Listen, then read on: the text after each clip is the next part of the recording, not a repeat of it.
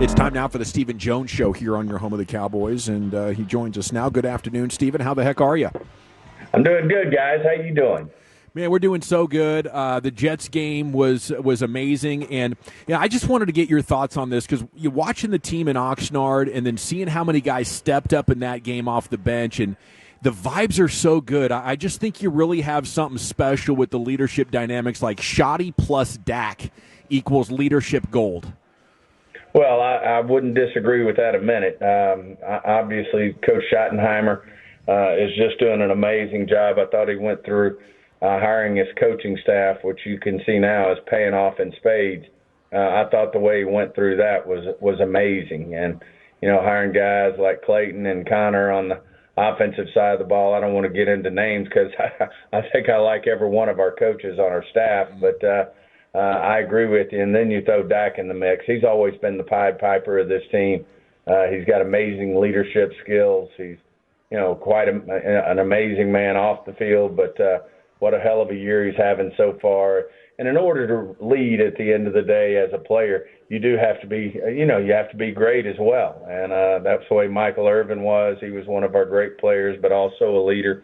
But there's no question those two guys are at the front of the line and making a huge difference in what this team's all about. And, the main thing is just overcoming, obstacles that, teams go through. And not only are we doing it, we're doing it well. Seems like some years you're hoping that one backup offensive lineman can step in there and be next man up legitimately. And last week it was 4. What do you think allows that to happen? I'll go back and start with coaching. I think, these guys are just doing a great job of communicating and our guys understanding what we're trying to, accomplish philosophically in that line, whether it's the run game, pass protection, whatever it is.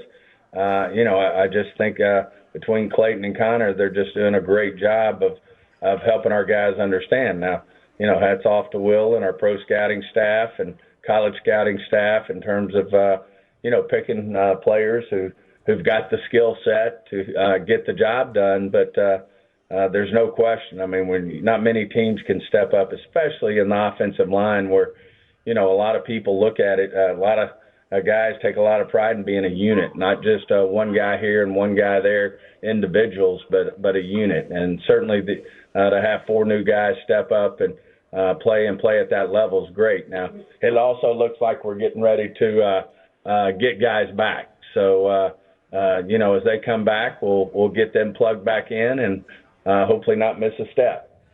Stephen, you mentioned that about the offensive line. You could maybe say that about your wide receiver crew as well, them stepping up here the last couple of weeks. And you're talking about getting guys back plugged in.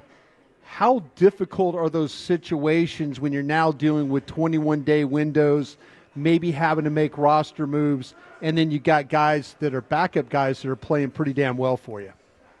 Well, that's a good challenge to have. Usually it's the other way around. You got, you don't have enough good players to put on your 53. But we are having some challenges. But as you know, we activated the clock on Mingo and Carson and fully expect those 2 guys will ultimately make their way up. Unfortunately, at the end of the day, attrition will get you. And we just, found out we're going to lose Sanders for the year, our running back.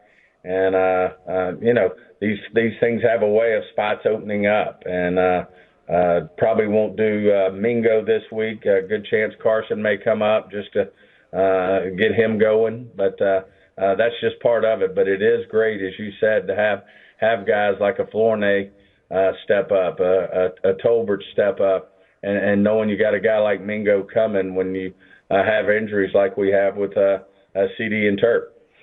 So, wow, thanks for that news. Miles Sanders out for the year. That's tough for him, but thank you for the news.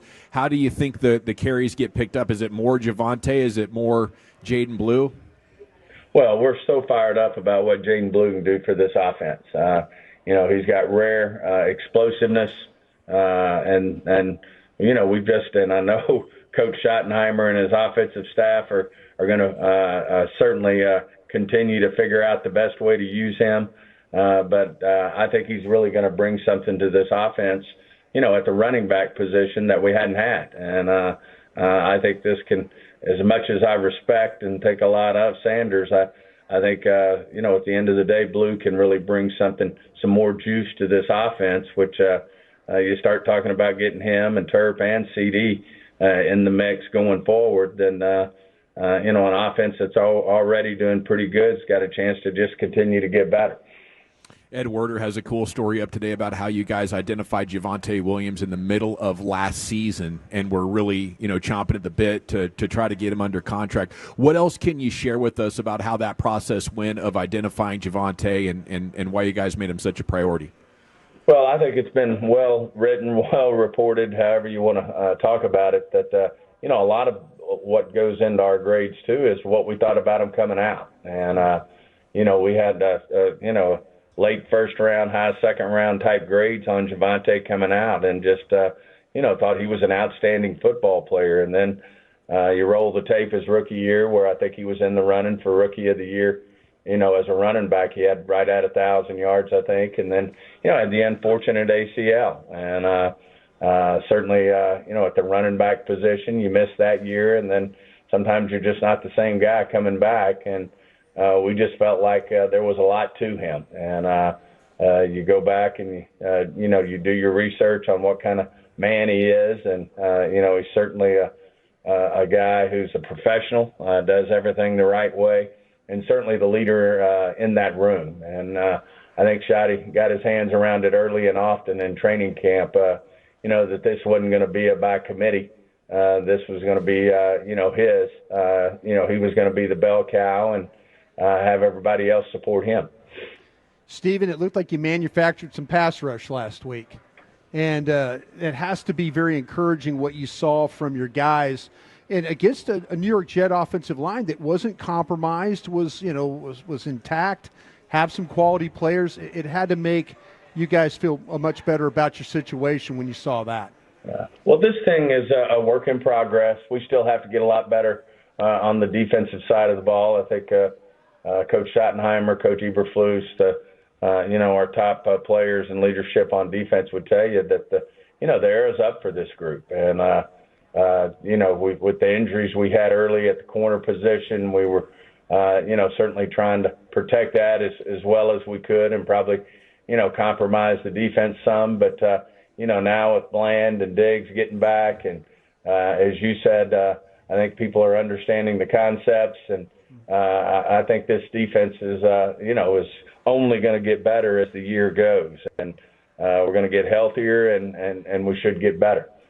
Stephen, you could swat this away if you want to, but on my platforms that I've had a chance to talk about the team and stuff, I've kind of said I felt like that this team needs to prove to you and to Jerry whether you need to make a trade or not. If you find a way to put together some wins that, hey, wait, let's go try and finish this off. Let's try and push this forward. But if the team doesn't play well, maybe you would stand pat. Is that fair, or am I way off base?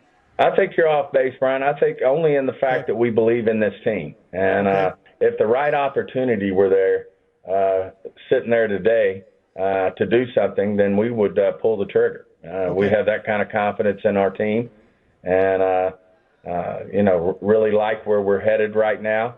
As you know, sometimes opportunities don't become available till other teams, I don't know, I guess I'll use the term until they're ready to mail it in and, basically say, hey, we're out of this thing this year. And it's still the first third of the season. So we got a lot of football to play, and a lot of teams are far from mailing it in. So they're not willing to, part with somebody, thinking, it's probably not going to be our year this year. And so, we're always looking for opportunity to make this team better. And if we saw a great situation that would really improve it even more so, then we would be all over it. Love to hear that. It's Stephen Jones here with you on The Fan. What was your view of the birds seeing around the world there from Jerry? I don't comment on other people giving the bird. You need to ask the horse on that one. It needs to come from the horse's mouth. But I will say this: it wasn't venomous, because everybody in the box was upbeat and fired up and grinning, and I don't think there was any rage in that particular finger, if there was one. Yeah, seeing the replay, you were having a great time laughing and smiling at somebody. I was wondering if you saw Dad's bird and that cracked you up, or if it was something else. No, I didn't see it. I was more listening to what was going on in the stands, and people got some great antics. And, at that point there were mainly Cowboy fans, and, everybody was certainly fired up. We love it when our Cowboy fans go out and support us in New York, and we had a lot of them there. And so anyway, a lot of great fun. People pumped about the day, and that's why I'm saying it wasn't one of those venomous type birds. If there was one, it was one having some fun. There you go.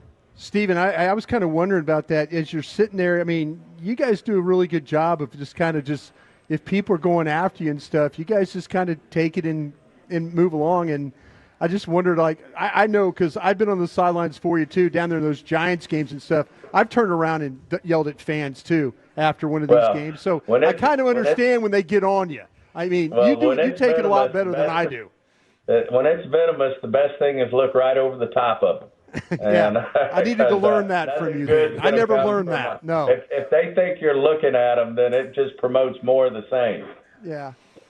Well, the winds of change are blowing in the division once again. Speaking of New York, Giants over Eagles in Thursday Night Football. What was your top takeaway?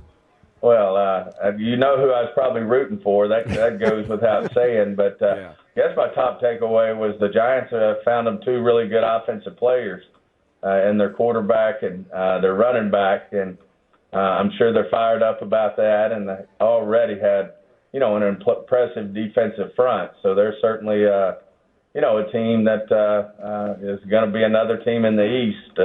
Like usual, when you have good organizations, they usually always figure out how to have a very competitive top-end football team. But certainly between Dart and Scattaboo, you have to respect both those guys and the way they're playing here the last 3 or 4 games.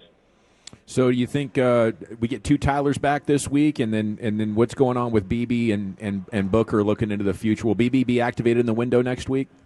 It may not be as early as next week on BB, but we do have another group of players who have a shot for next week. And but BB's coming, and he's coming fast. And Turp and CD and Booker all had good weeks. So, like I said, I mean things are the air is up, and certainly one of the ones we all got our eye on is Overshone too, and he's sure progressing in a great way as well.